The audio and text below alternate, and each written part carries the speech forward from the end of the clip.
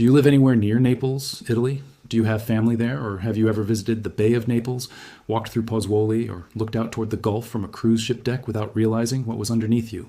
If the answer is yes, or even if you have just heard the name Campi Flegrei in passing, you need to watch this entire video, because what is happening under that stretch of coastline right now is something scientists have not seen at this intensity in more than 40 years, and the numbers coming out of Italy this year are forcing monitoring agencies to rewrite emergency plans for 500,000 people. Campi Flegrei is not a mountain. That is the first thing most people get wrong. There is no single cone rising into the sky the way there is with Vesuvius, sitting just across the bay. Campi Flegrei is a caldera, a vast bowl-shaped depression carved out by an eruption so massive that the land itself collapsed inward afterward. Part of it sits on land, part of it is submerged in the Gulf of Pozzuoli, and the city of Naples itself, along with the towns of Pozzuoli, Boccoli, and Quarto, are all built directly on top of it. Roughly 500,000 people live inside the caldera boundary right now, tonight, sleeping in homes that sit above one of the most closely watched volcanic systems on the entire planet. Here is why this matters this week. Since 2005, the ground beneath Pozzuoli has been slowly rising, not by inches, but by feet.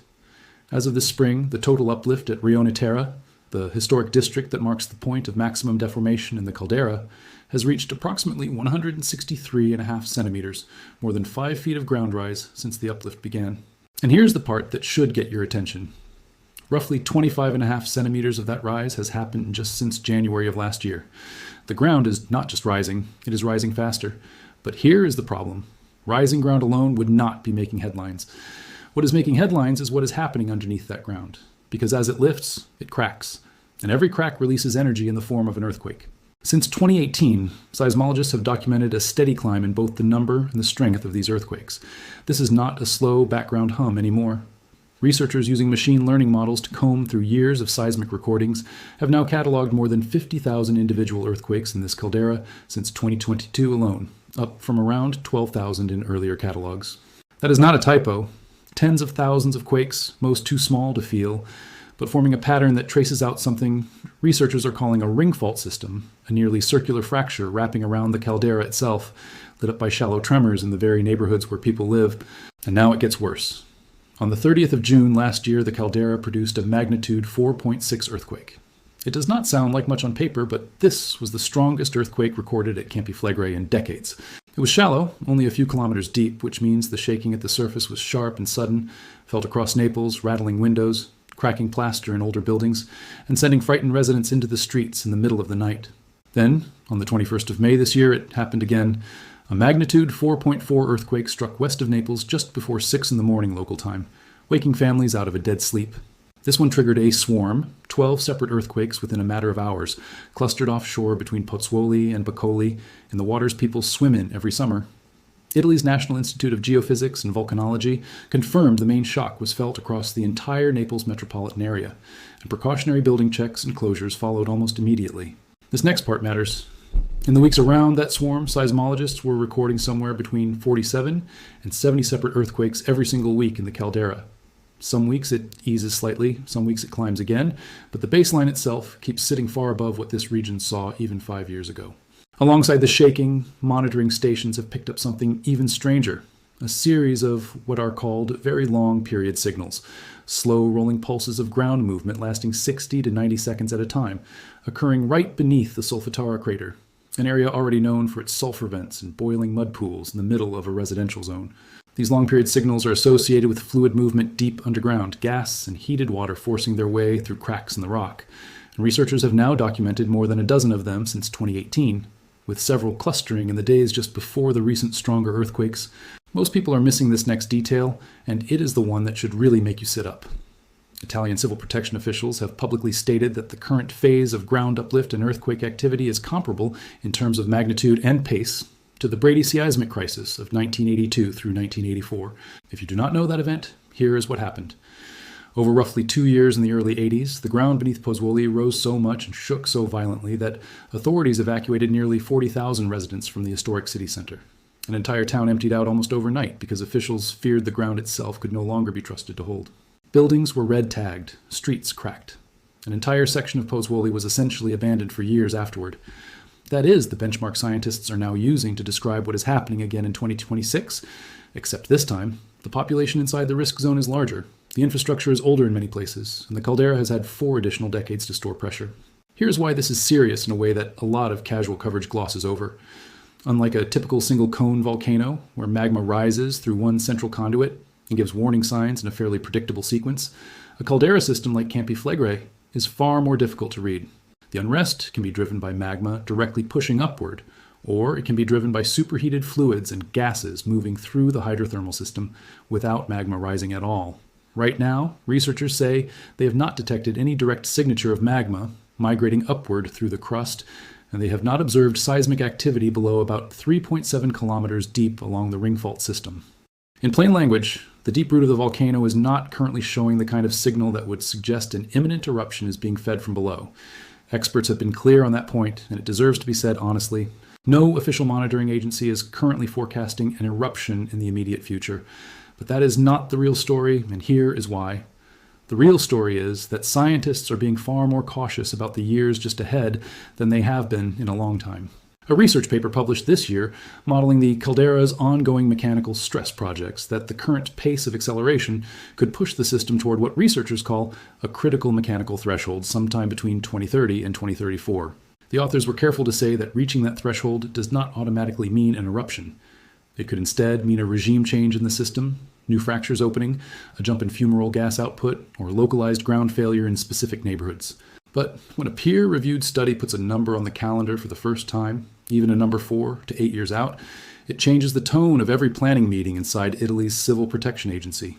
And that shift in tone is already visible on the ground in Naples.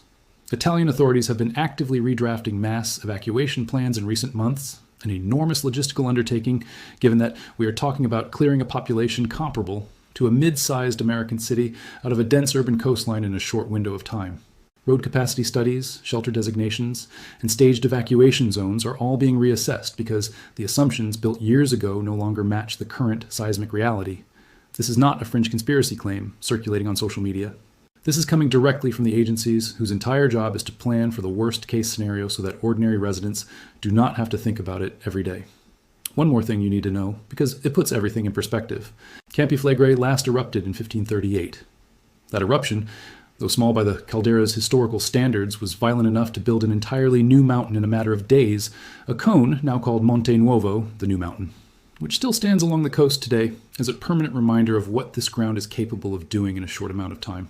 Before that, the historical and geological record shows this caldera has produced eruptions dramatically larger than that, including a catastrophic event roughly 39,000 years ago that is considered one of the most significant volcanic events in European prehistory, one that some researchers have linked to major climate disruption across the continent at the time. That is the deep history sitting underneath the pizza restaurants, the seaside apartments, and the commuter rail lines of modern Pozzuoli. Now the focus shifts to the people who actually live there tonight. This is not an abstract science story happening somewhere remote. Roughly 500,000 residents are inside the caldera boundary right now, and hundreds of thousands more live in greater Naples just beyond it. Families are asleep in apartment buildings that predate modern seismic codes. Parents are putting children to bed in neighborhoods where cracks have already appeared in courtyard walls and stairwells after last year's stronger quakes. Small business owners in Pozzuoli's historic center, the same district that was partially evacuated in the 80s, are watching new hairline fractures spread across plaster that was only recently repaired. Local schools have had to run earthquake drills more frequently than in past years, and some older public buildings have been quietly closed for structural assessments after the May swarm. This is a place where an earthquake alert is not a rare event anymore. It is becoming part of daily life. This is where it becomes dangerous in ways that go beyond the shaking itself. The waters just offshore, in the Gulf of Pozzuoli, sit directly above part of the active ring fault system, the same waters used for swimming, fishing, and small boat traffic throughout the warmer months. Increased seismicity in a shallow marine environment raises the additional concern of localized tsunami risk from undersea fault movement, something Italian emergency planners have had to factor into coastal evacuation modeling in a way that a purely inland earthquake zone would not require. At the same time, gas emissions from the Solfatara crater and surrounding fumarole fields, sulfur dioxide and carbon dioxide venting from the earth in a densely populated residential area, have remained elevated, a slow, constant reminder that this ground is chemically alive even on days when no one feels a single tremor. But here is the problem that worries emergency planners more than any single earthquake number. Human memory is short, And after 4 decades without a major crisis, a lot of the generation currently living in Pozzuoli and Naples did not personally experience the 1982 evacuation. Officials have expressed concern that public complacency could become its own hazard, that residents may not react quickly enough to escalating warnings because the last comparable event happened before many of them were born. That is part of why the recent redrafting of evacuation plans has included renewed public communication campaigns, an attempt to make sure that if the alert level does change, people do not hesitate. And tonight changes the timeline in one specific way worth understanding. Alert levels at Campi Flegrei currently sit at a stage officially described by Italian authorities as a phase of accelerating unrest, one step below the kind of designation that would trigger mandatory evacuation procedures. That distinction matters enormously because it is the difference between heightened monitoring and forced relocation, but it also means the system is being watched literally around the clock by one of the densest volcanic monitoring networks anywhere on Earth, seismometers, GPS ground deformation stations, gas sampling equipment, and satellite radar interferometry, all feeding data back in near real time. If the pattern continues to accelerate the way it has over the past year, officials have indicated that alert level changes could come with very little advance notice, because the entire point of an accelerating system is that the gap between one stage and the next can compress quickly. Here is why this is serious for anyone watching from outside Italy as well. Campi Flegrei is one of only a handful of caldera systems on the planet capable, at its largest historical scale, of producing an eruption with consequences reaching well beyond its immediate region, the same broad category of volcanic systems that includes Yellowstone in the United States and Taupo in New Zealand. Nobody, including the scientists studying it most closely, is suggesting that a super eruption is on the table in the near term, and it is important to say that clearly rather than exaggerate it. But the caldera does not need to produce anything close to its largest historical event to disrupt 500,000 lives, damage critical infrastructure along one of Italy's busiest coastlines, and send economic shockwaves through a region that includes a major international airport, a dense highway network, and one of the busiest ports in the Mediterranean. What happened next after the May earthquake swarm changed how quickly information has been moving. Local seismic networks, along with independent volcano monitoring groups that track earthquake data in near real time, have been logging small events at Campi Flegrei almost daily since then, dozens of tiny magnitude quakes below 2.0 occurring in the span of a single week. The kind of steady background static that, taken individually, would mean very little, but taken together over months, is exactly the kind of accumulating pattern that led researchers to compare this year to the crisis of the early 80s in the first place. Residents describe a kind of low-grade tension now woven into ordinary life, checking a seismic app before bed, the way people elsewhere check the weather. The historical comparison bears repeating one more time because it is the clearest data point available. In 1982, uplift and seismicity in Pozzuoli escalated to the point where nearly 40,000 people were evacuated from the city center over roughly 2 years, an evacuation driven not by an eruption, but by ground deformation and earthquake damage, severe enough that officials judged the area unsafe to inhabit. That crisis eventually eased without an eruption, and much of the population eventually returned, though parts of the old town were never fully repopulated. Italian officials describe today's uplift and seismic rates as comparable to that period, while pointing out that modern infrastructure, at least in newer construction, is generally more resilient than it was 40 years ago. Still, comparable seismic energy moving through more buildings and more people is not automatically a smaller problem, and that tension between improved engineering and a larger, denser population is exactly what current emergency planning is trying to resolve. This next part matters for anyone trying to make sense of the headlines you might see this week. Global earthquake tracking pages have logged dozens of small events at Campi Flegrei in just the past several days, most in the magnitude 0.5 to 1.6 range, far too weak to cause damage on their own, but each one another data point in a seismic catalog that monitoring agencies are watching for signs of pattern change rather than any single dramatic number. Scientists are quick to caution against reading too much into any individual small quake. What matters to them is the trend across weeks and months, the uplift rate, the depth distribution, the gas chemistry, and whether long-period signals are clustering ahead of stronger events the way they appeared to before the 2 most significant earthquakes of the past year. Most people are missing one more angle to the story, and it involves the economy built directly on top of the risk. The Bay of Naples region depends heavily on tourism, on the ancient ruins of Pompeii and Herculaneum just across the bay, on the ferry routes to Capri and Ischia, and on a steady flow of visitors drawn to the same volcanic landscape that now sits under increased scrutiny. Local tourism operators have had to navigate a delicate balance, reassuring visitors that daily life continues normally, which, for the vast majority of people, it does, while emergency planners simultaneously prepare contingency measures behind the scenes for a scenario they hope never arrives. Farmers working the fertile volcanic soil around the caldera, some of the most productive agricultural land in the region precisely because of its volcanic origin, face their own version of that same tension, tending crops on ground that could, in a worst-case future scenario, become part of an evacuation zone. One more thing you need to know before this story moves into its final stretch. Monitoring data from this spring showed the uplift rate holding at roughly 10 millimeters per month, a pace that, if sustained without pause, would add another 12 centimeters of ground rise by the end of this year alone. Scientists caution that uplift rates at Campi Flegrei have historically fluctuated, sometimes slowing for stretches before picking up again, so a steady monthly rate is not a guarantee of what the rest of the year will look like. But every fresh measurement is now being logged and compared against the acceleration curve that has defined the system since 2018. And so far, more months have shown acceleration than deceleration. And now it gets worse in one final way that connects everything back to the people actually living through this. Structural engineers assessing buildings in Pozzuoli after last year's magnitude 4.6 event found damage patterns consistent with ground shaking well above what those particular structures were designed to withstand. Cracked masonry, displaced roof tiles, and compromised load-bearing walls in a number of older buildings across the historic center.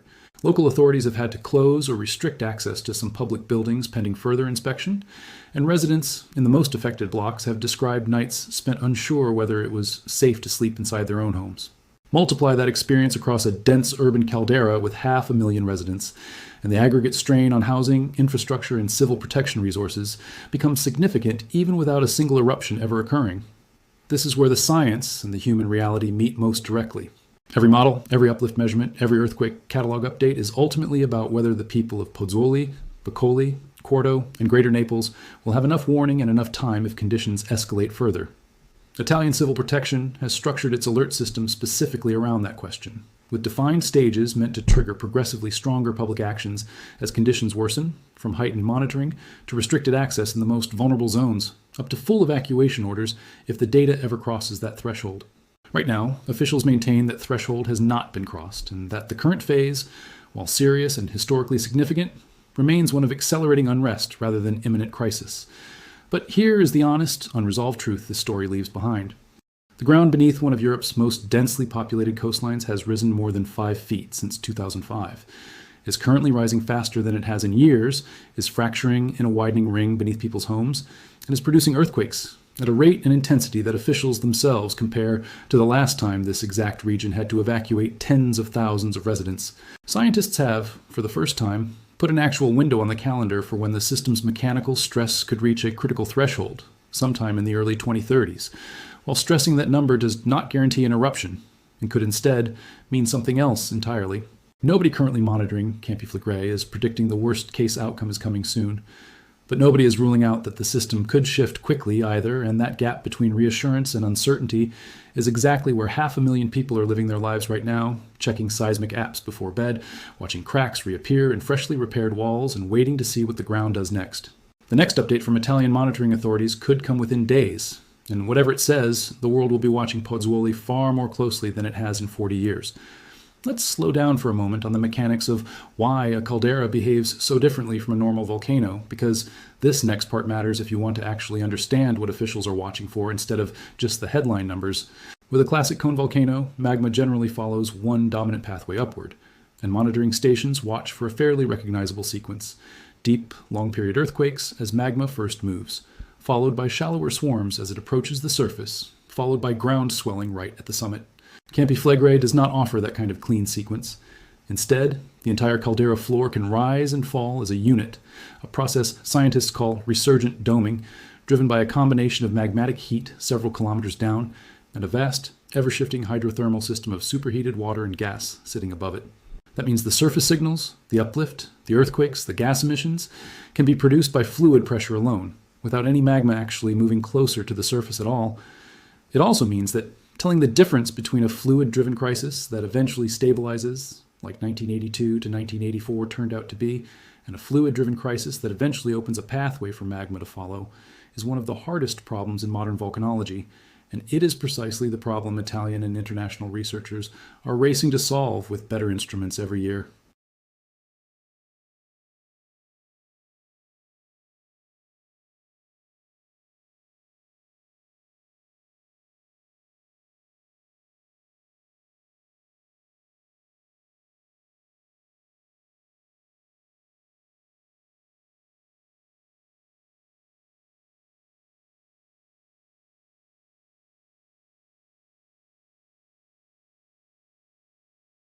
Satellite radar interferometry adds another layer, allowing scientists to map ground deformation across the entire caldera from orbit and cross-check it against the ground-based instruments. This is, by international standards, one of the most heavily instrumented volcanic systems on the planet, which is exactly why officials can speak with genuine confidence when they say no. Direct evidence of shallow magma movement has been detected, even while acknowledging how quickly that could change. Here's why this is serious for the wider Naples metropolitan area beyond the caldera boundary itself. Naples is home to more than 3 million people across its greater urban area, a city built around one of the busiest ports in southern Europe, connected by rail and highway corridors that funnel directly through or alongside the caldera zone. Naples International Airport sits close enough to the affected region that any large-scale evacuation scenario would need to account for disrupted air travel, alongside road and rail congestion. Emergency planners modeling worst-case scenarios have had to consider not just how quickly residents inside the caldera can be moved out, but how a regional transportation network already known for heavy congestion on an ordinary day would handle a sudden mass movement of hundreds of thousands of vehicles and people all at once, a logistical challenge with very few precedents anywhere in the world. This is where it becomes personal for families living through the day-to-day version of this story. Parents in Pozzuoli have described adjusting bedtime routines around the possibility of nighttime tremors, keeping shoes and a flashlight by the door, something that would have felt excessive a decade ago and now feels close to ordinary. Older residents who lived through the 1982 evacuation as children or young adults describe a strange sense of déjà vu watching new cracks spread across freshly repaired plaster in buildings their own parents once had to abandon.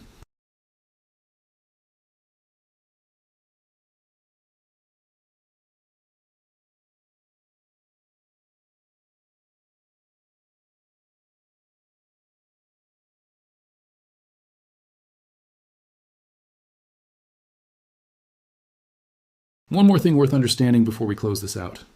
Comparisons between Campi Flegrei and other famous calderas around the world, Yellowstone in Wyoming, Taupo in New Zealand, Toba in Indonesia, tend to dominate online discussion, and it is worth being precise about why. Those comparisons are valid in the sense that all of these systems share the same broad category, calderas capable, at their most extreme historical scale, of eruptions large enough to have global consequences. But the current unrest at Campi Flegrei bears far more resemblance in scale and mechanism to the 1982 through 1984 bradyseismic crisis than to any doomsday scenario, and scientists studying the system have been careful, publicly and repeatedly, not to conflate the two.